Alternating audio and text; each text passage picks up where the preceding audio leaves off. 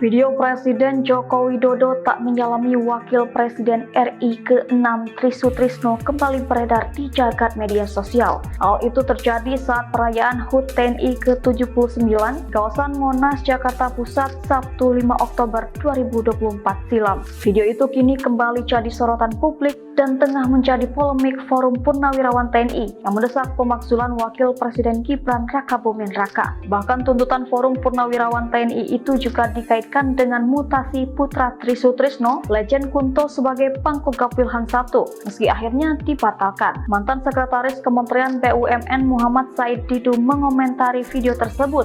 Dia menyentil Jokowi berhati busuk, dengki, dan licik. Dalam komentarnya, Said Didu kecewa cara Jokowi yang tidak menyalami Tri Sutrisno dan istrinya di depan publik. Dalam video itu, Jokowi terlihat menyalami Wapres ke-10 dan 12, Yusuf Kala, serta Wapres ke-11 Budiono yang duduk di kursi barisan depan. Setelah menyalami Budiono, Jokowi ke arah istri Presiden keempat Abdurrahman Wahid, Sinta Nuriyah, yang juga duduk di barisan depan. Tri Sutrisno yang juga berada di barisan depan terlihat sempat berdiri saat Jokowi melintasinya. Adapun pihak istana saat itu telah memberikan penjelasan terkait sorotan publik terhadap Presiden Jokowi yang terlihat tidak menyalami Wakil Presiden ke-6 Republik Indonesia, Jenderal TNI Tri Sutrisno dalam peringatan HUT ke-79 TNI.